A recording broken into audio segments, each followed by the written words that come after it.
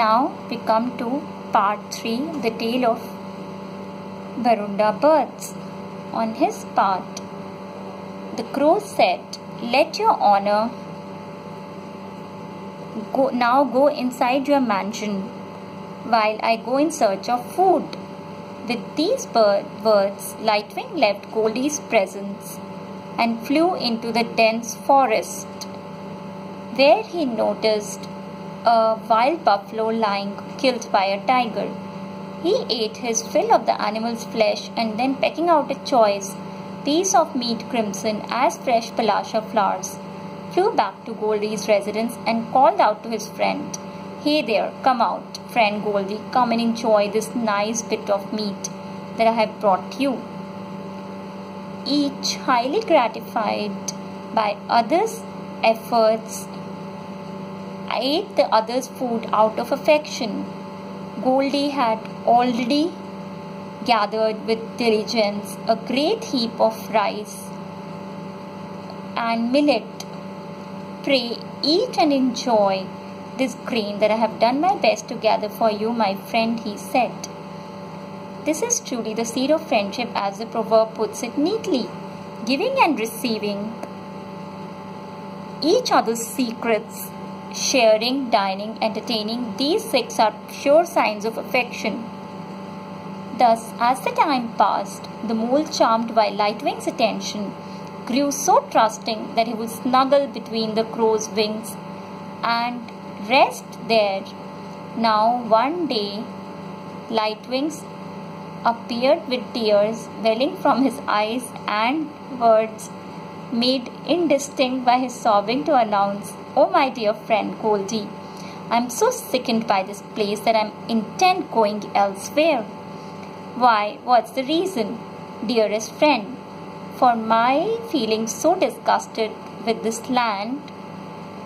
"For why are you feeling so disgusted with this land?" asked Goldy anxiously, and Lightwing explained, "Listen, dear friend, such a terrible drought has struck this land that the citizenry, driven by hunger, don't even leave the most meager of offerings of food for the birds. This is because the thread of my life has been to run some more than I myself have not as yet been caught in one of these traps.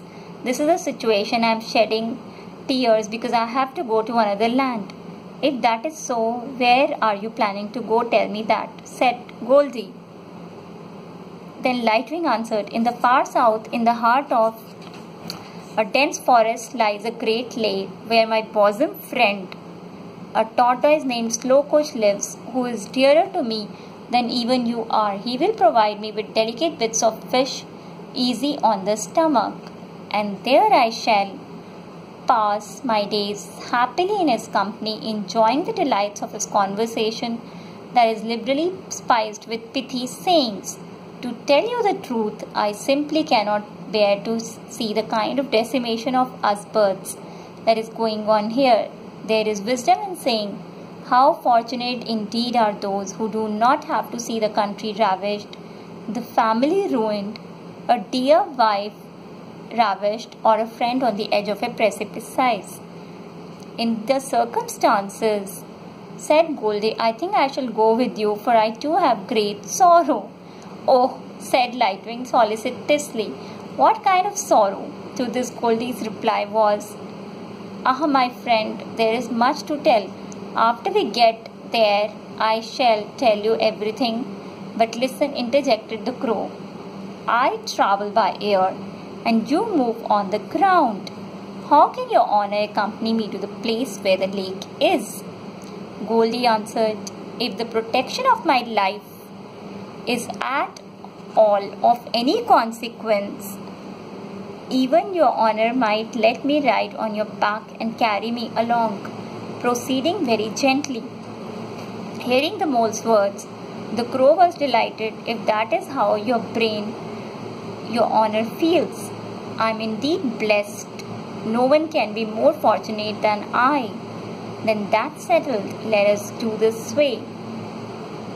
I know all the 8 kinds of flights of birds, and the rest I shall transport you there in utmost comfort." 8 kinds of flights? asked Goldy curiously. I would love to know their names. Lightwing readily assented and reeled out the names. You have the easy, even flight, the short, sharp, darting flight, and the long, sustained cruising, then the swooping, diving down, flying. After being enlightened on the subject of aerial flights, Goldy climbed onto the crow's back and settled himself. In the meantime, Lightwing took off using the mode of the easy, even flight. Very gently he travelled and brought Goldy to the lake.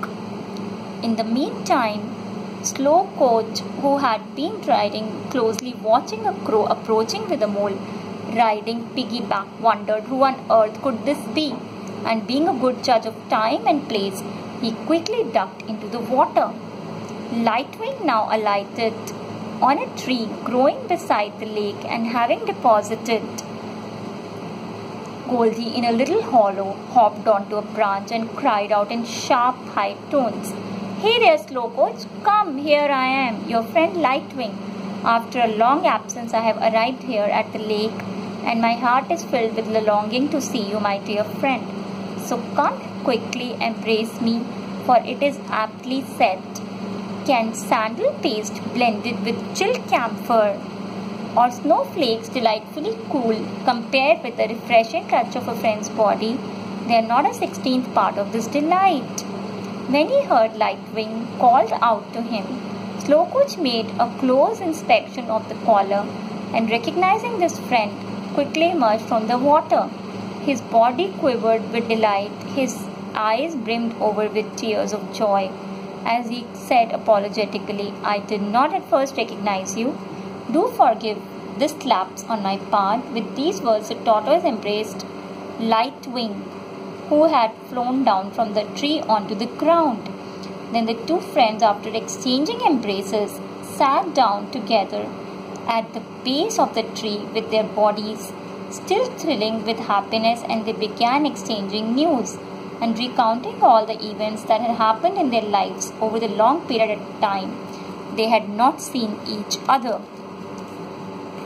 Goldy now came down from the tree, and having bowed to the Slowcoach, also sat close to him.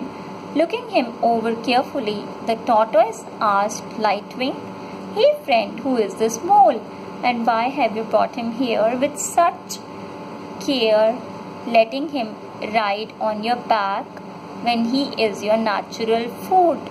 "This is Goldy's," replied Lightwing. "This mole is my good friend.